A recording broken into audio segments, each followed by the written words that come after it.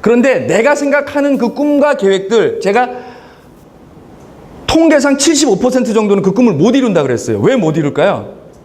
내가 생각한 꿈은요, 중도금도 없고 계약금도 없어요. 지키지 않아도 후회스럽긴 하지만 나한테 당장 피부로 다가오는 커다란 손실이 없는 거예요. 그래서 꿈을 못 이루는 거예요. 그렇다면 현재 여러분들이 몸담고 있는 곳이 바로 이 내일이잖아요. 그리고 여러분들이 가고 싶은 곳은 또 요 내일이잖아요. 뭐 겉보기에는 좋게 썼어요. 여기 제가 뭐 찾아서 사진도 뭐 예쁘게 뭐 이렇게, 이거 뭐라 그러죠? 예, 매니큐어 같은 거 이런 걸 해가지고 막 예쁘게 이렇게, 글씨는 뭐 예쁘게 썼어요. 내일로 내일의 꿈을 써라 뭐 있는 척하고 썼어요. 말장난 같아요. 그래서 내일의 비전과 내일의 꿈과 계약서를 쓰래요. 근데 뭘 어떻게 쓰냐고요. 어디에 그런 양식이 있고 누가 그런 내일의 꿈과 계약을 써본 사람이 있냐는 거죠. 그래서 제가 그 계약서 쓰는 방식을 알려드릴게요. 첫 번째, 내일의 꿈과 내일의 비전과 계약서를 쓸 때는요, 자, 계약을 할 때요, 아까 차 사고 집 사시고 결혼하신 분, 결혼 혼자 하셨어요? 배우자가 있죠. 여자친구가 있었단 말이에요.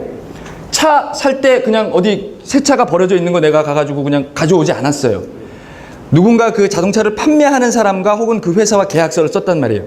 계약이라고 하는 건 혼자 하는 게 아니에요. 그렇죠? 계약은 반드시 상대가 있어야 되죠. 집단이 됐건 개인이 됐건, 그렇지 않아요? 꿈과 계약을 하래요. 그러면 누구와 계약을 해야 돼요? 그 대상, 상대가 누굽니까? 꿈이에요. 나는 꿈과 계약을 하고 싶은데 꿈이 나랑 계약을 맺어주지 않으면 서로 계약 관계가 이루어지지 않아요. 그렇지 않을까요? 그러면 결코 꿈은 이뤄낼 수 없어요. 그렇다면 꿈도 나를 인정해야 되고요, 나도 꿈을 인정했어요. 근데 나는 꿈과 계약을 하겠다고 이야기를 한다면 나는 꿈을 인정한 거예요. 이제 문제는 한 개밖에 안 남았어요. 꿈이 나를 인정하게 만들어주면 이제 꿈과 내가 계약을 할 수 있는 거예요. 그러면 꿈은 어떨 때 나와 계약을 하겠다고 나를 인정해 줄까요? 저는 오늘 세 가지를 말씀드릴 겁니다. 첫 번째, 내 자격 조건이 세 가지가 있어요. 꿈과 계약을 하려면. 그 첫 번째 자격 조건이 뭐냐면 독립이 돼야 됩니다. 경제적으로 독립이 돼야 돼요. 내가 현재의 삶에서 경제적으로 독립하지 않으면 결코 그 꿈은 나한테 다가오지 않습니다. 나랑 계약하려고 나한테 다가오지 않아요. 이 얘기는 뭐냐면요, 여러분들이 지금 하고 있는 일에서 수입이 생기죠. 그 돈으로 내가 자립할 수 있을 만큼의 준비가 되어 있지 않으면 안 된다라고 하는 겁니다.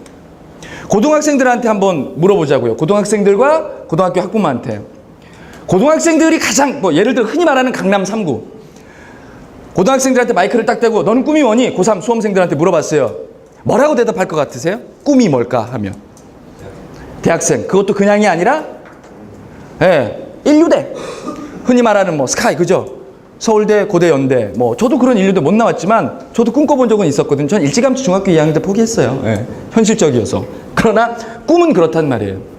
자, 그런데 잘 보세요. 그들의 학부모에게 물어봅시다.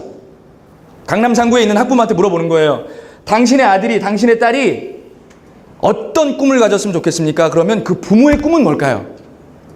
우리 자식들이 고3 부모의 꿈이 뭘까요? 우리 자식들이 좋은 대학 가는 거예요. 이상하지 않으세요? 학생들도 좋은 대학 가는 게 꿈이래요?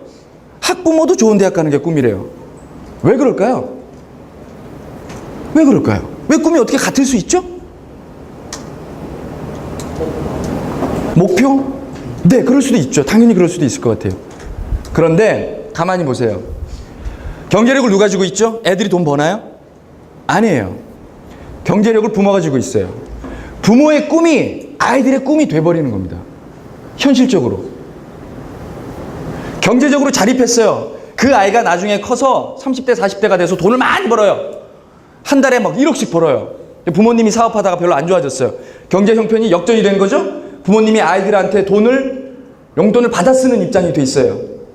그러면 부모가 야, 너 그 회사 때려치고 나는 인류 어떤 회사에 네가 입사했으면 좋겠다라고 부모의 꿈을 아이들한테 강요할 수 있을까요? 부모가 강요 못해요. 왜요? 자식들한테 경제적인 도움을 받는데요? 거꾸로 생각해 보자고요. 부모한테 경제적인 도움을 받기 때문에 아이들은 본인들의 꿈을 꿀 여유조차 없는 거예요.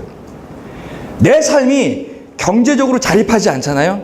결코 꿈은 나한테 다가오지 않는다라고 하는 겁니다.